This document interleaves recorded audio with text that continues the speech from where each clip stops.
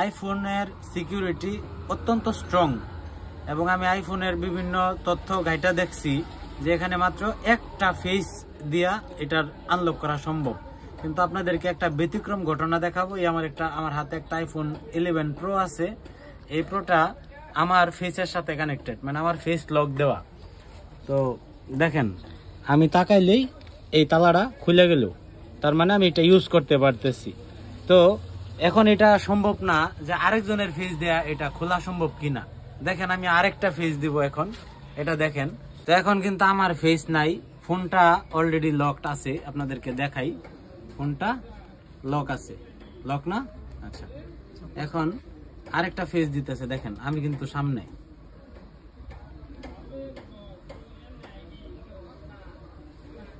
তো এই যে খুলে গেল।